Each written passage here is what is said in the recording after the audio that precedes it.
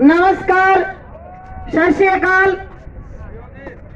मैं नमस्कार कंवर जी।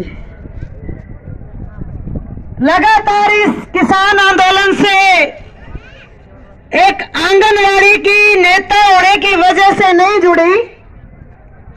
मैं किसान परिवार की बेटी हूं, एक किसान परिवार की बहू हूं, तो मेरी ये एक निजी जिम्मेवारी बनती है कि जहां हम अपनी मांगों को लेकर के आंदोलन करते हैं, उनके लिए पूरे देश में निकलते हैं, तो जब हमारा अन्नदाता के ऊपर हुआ है तो हमारी एक निजी जिम्मेवारी बनती है।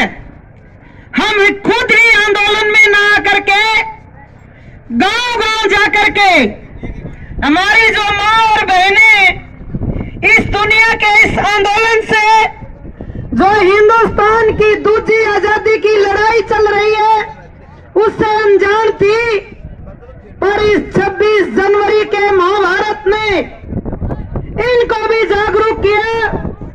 और मुझे खुशी है इस बात की, क्योंकि मैं हरियाणा के कल्चर से अच्छी तरह परिचित हूं। मैं साथियों को बता दूं कि खनौरी में मैं अब रहती हूं, मेरी शादी गांव अंधारा नैन खाप में है, तो इसलिए वो गांव के कल्चर को अच्छी तरह से समझती हूं कि हरियाणा की महिलाओं के ऊपर कितनी जिम्मेवारियां हैं। इस आंदोलन में जो हरियाणा की मातृ शक्ति का एक उफान आया है, लोग कहते थे पहले हमने जो सुना कि किसान सबसे कमेरा पंजाब का माना जाता था और महिला सबसे कमेरी हरियाणा की मानी जाती थी। बोलते थे अगर पंजाब का किसान और हरियाणा की महिला मिलकर काम करें तो कहने के नहीं, सच में सोने की चिड़िया दोबारा भारत बन सकता है। और अब इस आंदोलन में मेरी हरियाणा की मातृ शक्ति ने पूरे विश्व में हरियाणा की बहु बेटियों का मान ऊंचा किया है। मुझे बड़ा अच्छा लगा, मैंने फेसबुक पे देखा बतौर के नरवाड़ा के टोल प्लाजे पे घूंघट निकाल के हमारी एक बच्ची भाषण कर रही, और उसके विचार वो अंतर्राष्ट्रीय एजुकेशन से जुड़े। हमें फक्र हुआ कि जिस दिन हमारी बहु बेटियां इस घूंघट से मुक्त हो जाएंगी तो उस दिन एक अलग से और तस्वीर होगी बात करने की। तो मेरे बुजुर्गों को, अपने आने वाली बहु बेटियों को इस घूंघट की मुक्ति का भी इनको देना चाहिए थापड़ा कि बेटी बेटी होती है, उसमें घूंघट में छुपा और खोलने की कोई वो नहीं। मेरी शादी को 37 साल हो गए, मैंने भी 4 साल पहले घूंघट खोला, 33 साल मैंने भी ओला निकाला आपकी तरह। पर जब अंदर एक कॉन्फिडेंस आया, गांव के पुरुषों का वो मन जीता, घूंघट में भी जब थापड़ा देके चाचे ताऊ पितसरे तासरे कहते थे मां ने बेटी तेरी जामन वाली पे, तो मैंने बोले ताऊ तो मैं ओला छोड़ दूंगी, बोला बेटी छोड़ दे। और मैंने गांव की स्टेज पर छोड़ा, जब गांव में डिप्टी सीएम ने आना था और गांव के बुजुर्गों ने मुझे मौका दिया, तो मैंने बोला पहले मेरी ये मांग मानो। तो खुद अपने बुजुर्गों से मैंने ये ऐलान करवाया और उन्होंने मुझे वो इजाजत दी। तो तुम भी अपने परिवारों में जो मेरी बहनें ये हिम्मत रखती हैं, वो आजादी की ये पहली आजादी हमें घर से दिलाओ, हम घर के काम भी करेंगे।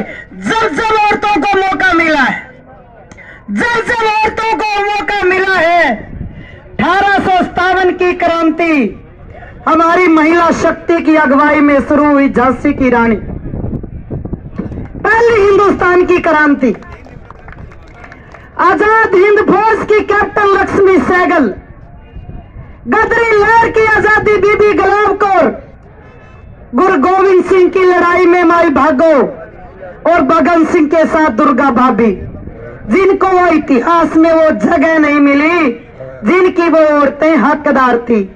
पर हम धन्यवाद करते हैं मोदी साहब का कि अगर आप हम पे जुल्म ना करते तो ये मेरी मातृ शक्ति ढाठा मार के धरने में कभी ना आती, तो इनको धरने का शब्द का पता भी ना चलता।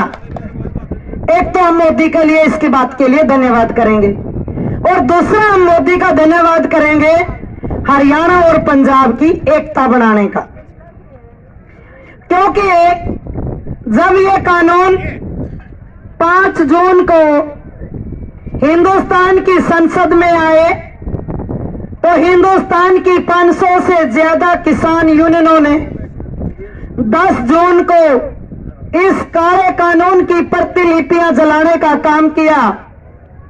उसके बाद से आंदोलन शुरू हुआ। यह कहना खट्टर का कि हरियाणा का किसान तो आंदोलन में ही नहीं, यह प्रॉब्लम तो अकेले पंजाब के किसानों की है।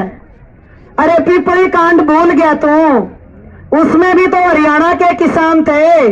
सिरसा का कांड भूल गया तू, तो इसलिए ये सिरसा कांड और ये पिपली कांड ये 26 नवंबर से पहले हुए थे दोनों।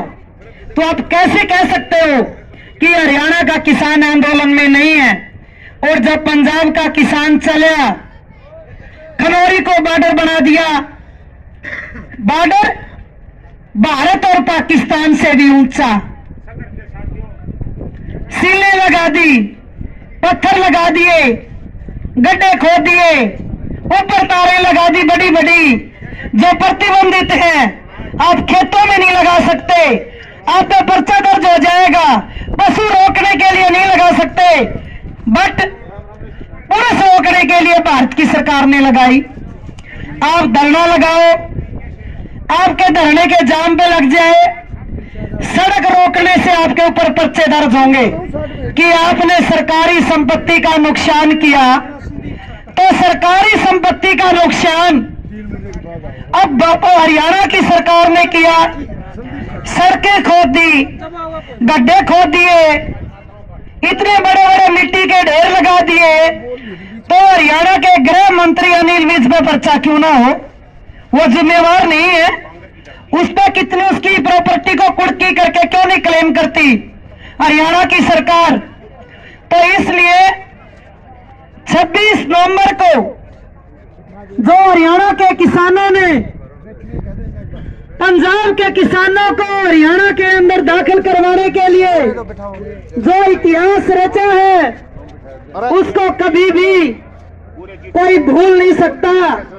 और हरियाणा के ही नौजवान नवदीप ने उस पानी की तोप का मुंह मोड़ा है। तो जब भी उसको दिखा नहीं खट्टर को कि हरियाणा का किसान आंदोलन में है, और रही कोई बात, वो तो पंजाब के लोगों ने माना ही कि हमारे ऊपर वो एहसान किया छोटे भाई ने, जैसे लक्ष्मण ने राम का साथ दिया, इसी तरह हरियाणा के किसानों ने पंजाब का साथ दिया। हर मुश्किल की घड़ी में उसके साथ खड़ा रहा। और 26 जनवरी की घटना जो खुद बीजेपी और उसके आरएसएस की उसकी इंटेलिजेंसी ने लोगों को गलत रास्ते डाल करके, हमारे बच्चों को भ्रमित करके, गलत रास्ता बता करके लाल किले की ओर लेके गए, और उस गोदी मीडिया ने वो जहर फैलाया और एकदम से हिंदू सिख करने की कोशिश की। पर एकदम से जब ये हमला तेज हुआ, पलवल का बॉर्डर तोड़ के गाजीपुर के बॉर्डर पे हमला किया, और उस किसान नेता राकेश टिकैत के वो आंसू किसान के लिए जो झलके, उसकी एक बूंद ने हरियाणा की महिलाओं ने पुरुषों से पहले हाथों पे ले लिया कि तेरा आंसू, पुरुष का आंसू हम गिरने नहीं देंगे। ये आंसू नहीं, ये वो नदियां हैं जो मोदी को डुबो के रख देंगी। मैंने देखी नहीं, सुना है कि करनाल रोड पे और रोहतक रोड पे मेरी बहनों ने चूड़ियां दिखाई जो बुजदिल घर जा रहे थे।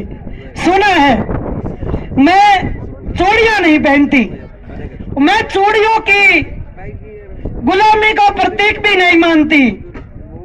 पर आप लोगों ने शायद ना पढ़ा हो, गुरु गोविंद सिंह जब युद्ध में थे तो उनके 4 साथी उनको अकेले युद्ध में छोड़ के घर वापस चले गए थे और उनके जो सरदार थे भाई मनी सिंह, उनकी पत्नी थी माई भागो, उसने भाई मनी सिंह को चूड़ियां दी थी कि जाओ और तुम 40 के 40 चूड़ियां पहन लो। तुम अपने नेता गुरु गोविंद सिंह को छोड़ के आ गए, तुम्हें शर्म नहीं आई? और मैं तलवार लेके मैं आंदोलन में जाती हूँ। और वो 40 के 40 शहीद हो गए। उनके नाम पे मुक्तसर शहर बसा है और उनको 40 मुक्तों के नाम से जाना जाता है। तो इसलिए उस बहन माई भागो ने 40 मुक्तों को जो हौसले का काम दिया, वो हरियाणा की महिलाओं ने हरियाणा को जगाने का काम किया। और फिर 26 जनवरी को हमें तगमा दिया गद्दारों का, देशभक्त के राष्ट्रीय झंडे का अपमान करने का।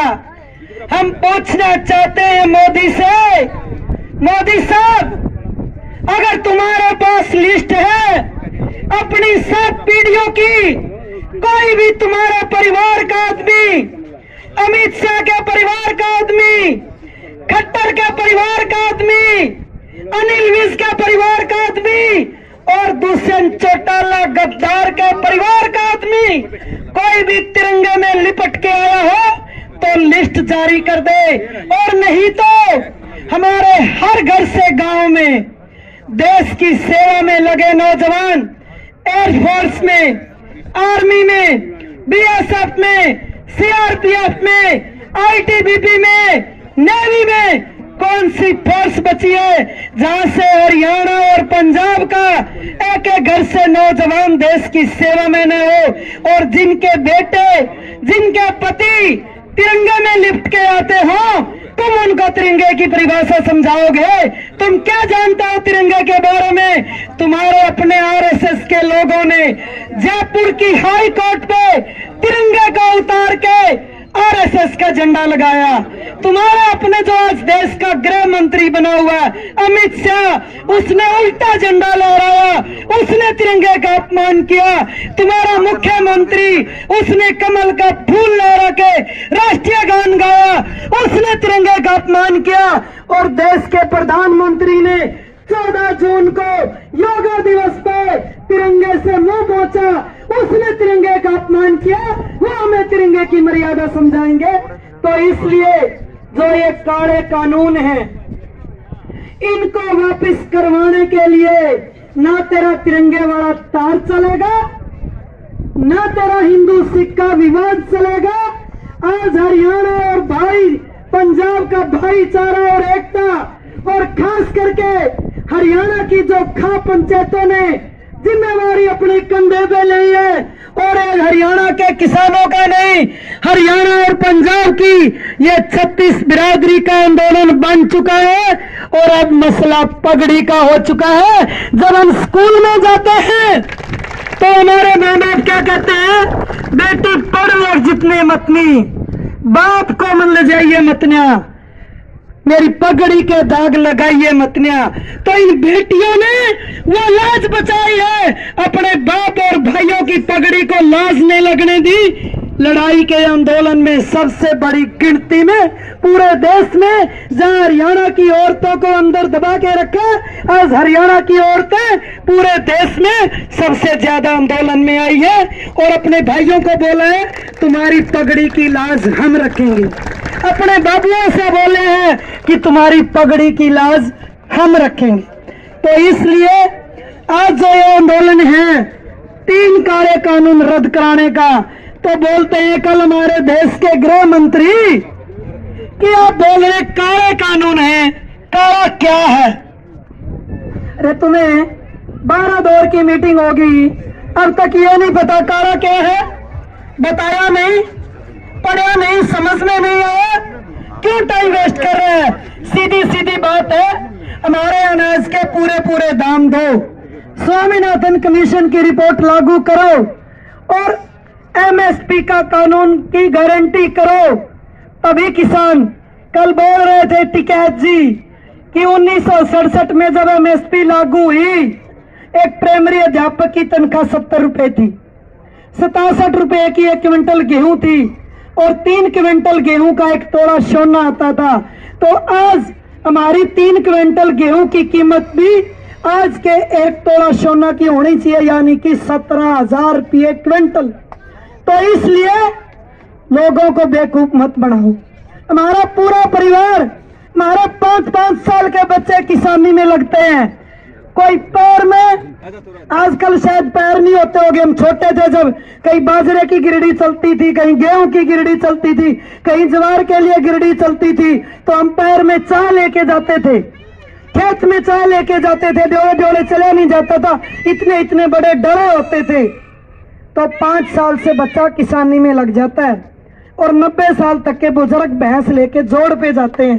तो इसलिए हरियाणा का तो बच्चा बच्चा जन्म से ही किसानी से जुड़ा है। तो इसलिए ये मत बता कि लोगों को किसानी कानूनों का नहीं पता।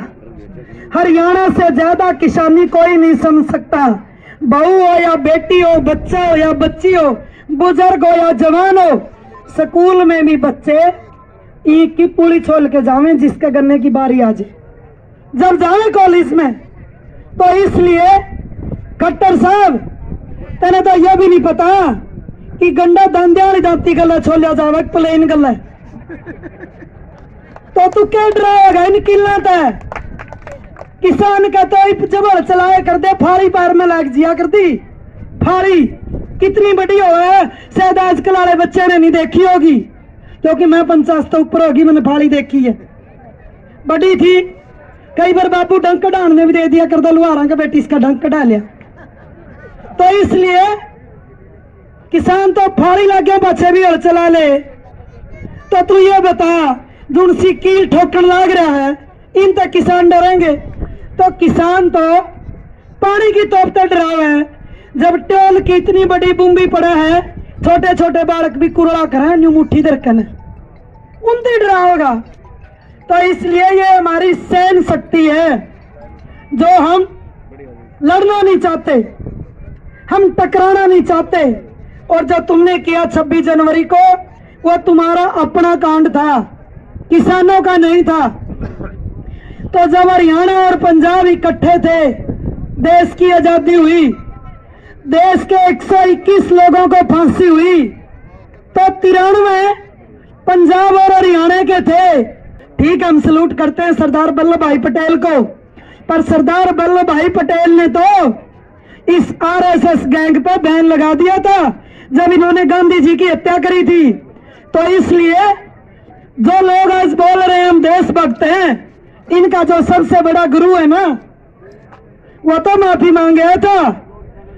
और हम तो भगत सिंह के वारिस हैं, उधम सिंह के वारिस हैं। जब हरियाणा और पंजाब एक था, यो खटकड़ भी पंजाब में था, तो सुखदेव भी पंजाब का, उधम सिंह भी पंजाब का, देश में सबसे छोटी उम्र में फांसी चढ़ने वाला करतार सिंह सराबा भी पंजाब का, भगत सिंह भी पंजाब का, और शेरे पंजाब लाला लाजपत राय, जिन्होंने साइमन कमीशन वापस जाओ, यह जो हमारी मजदूर यूनियनें बनी हुई हैं, उनके पहले प्रधान थे लाला लाजपत राय, जो लाठियों से शहीद हुए अंग्रेजों का विरोध करते हुए। ये इनसे टकराएंगे? हम तो सर छोटू राम के वारिस हैं, जिन्होंने बार्गेनिंग अंग्रेजों से भी की थी गेहूं के दाम की। तुम नहीं करोगे हमसे बार्गेनिंग, तुमको सबक सिखाएंगे। और शर्म आती है दुष्यंत चौटाला से, जिन्होंने ताऊ देवीलाल का अपमान किया, उसके नाम पे वोट लिया, जो किसानों के मसीहा थे, उसने उस किसानों के मसीहा को शर्मसार किया। ऐसे पोते ने उसके नाम पे वोट लेकर के, और दुष्यंत चौटाला गद्दार खड़ा हो गया, उसको शर्म नहीं आती। तो इसलिए हमारा जो ये आंदोलन है, ना इसके बहकावे से रुकेगा, ना इसके इंटरनेट बंद करने से रुकेगा। तो इसलिए मेरे तो सभी भाइयों से, काका ताऊओं से, दादाओं से, मेरी मातृशक्ति से यही निवेदन है, एक रहो, डटे रहो, लड़ते रहो, जीतेंगे जरूर। इतिहास इस बात का गवाह है, कोई भी संघर्ष है जो वो हमेशा लड़ाई से ही जीता गया। देश की आजादी की लड़ाई 1857 में शुरू हुई और 1947 में जीते। 90 साल लड़े थे हमारे लोग, 90 साल। तो इसलिए ये बलेखा निकाल दे, दही का बलेखा में कपास नहीं खावे। अरे तो कई पार्टियों का नामो निशान खत्म करे हरियाणा के लोगों ने, तो इसलिए अब जेजेपी का भी नामो निशान खत्म होने का टाइम आ गया। तो इसलिए वो समझ ले बीजेपी तो बुलबुले खाए गई थी, तो इसलिए लोगों ने इस वोट बीजेपी के खिलाफ दिए थे। यूं नहीं कहा था कि तू जाके ना उसकी गुलामी कर लिए। तो इसलिए इनको समझने की जरूरत है। आप सबने मेरा होगा, हिंदुस्तान में रेल 1853 में चली, अंग्रेजों ने चलाई, वह भी सरकारी थी। मेरी मातृ शक्ति कोई 60 की भी है, 70 की भी है, मेरे बुजुर्ग भी हैं, 80 साल तक के भी हैं। कदे रेल प्राइवेट सुनी थी? इसने रेल बेच दी, जहाज़ों के अड्डे बेच दिए, बसों के अड्डे बेच दिए, समुद्री जहाज़ों के अड्डे बेच दिए। किसान बचे थे, बिजली बेच दी, किसान बचे थे। अब किसान की भी बोली ला दी अंबानी और अडानी पे। तो इसलिए आम रोटी याद है, सारी चीज दाने की लिया कर दे, सब्जी भी दाने की, बाल काटने वाले के भी दाने, बासन वाले कमार के भी दाने, मोची वाले के भी दाने। हम तो किसानों का सब कुछ गांव में कमाया कर दे और बांट के खाया कर दे। जिस पे जो चीज थी वो दाना के बदले लिया कर दे। अगर हरित क्रांति लेके आया हरियाणा पंजाब का किसान, तो किसके लिए? देश के लिए। जब देश के नेता लाल बहादुर शास्त्री ने कहा जय जवान जय किसान, एक टाइम का व्रत कर लो, विदेशियों पे दाने ना लो, हमारे हरियाणा पंजाब के किसान ने वो हरित क्रांति लेके आया। आज अन्न के भंडार भर दिए। आज इस पे निगाह अंबानी और अडानी की। महाराज चना बिका 25 रुपये किलो और अडानी की स्टैंप लेकर फॉर्चून की बेसन बिका 90 रुपये किलो। ये देख लो, फिर आटा भी न्यू मिलेगा, फिर न्यू दाने नहीं मिले, अगता सड़ा भर कर मैं इसका चाय ट्रेन देंगे और बालक बोकड़ी चुग लेंगे बिनोले में, वह तो खत्म हो जाएंगी। तो इसलिए थारी सारियों की जिम्मेवारी है कि इस आंदोलन में आओ, आंदोलन को मजबूत बनाओ और इस खट्टर को सबक सिखाओ कि ये तेरी तलवार की धार हम तो हाथ से रोक देंगे। तो इसके के ए हवा कह दे उन आंधियों से हम तूफान बन के आए हैं, हमसे टकराने की जरूरत ना कर, हम सिर पे कफन बांध के आए हैं। इनकलाब जिंदाबाद।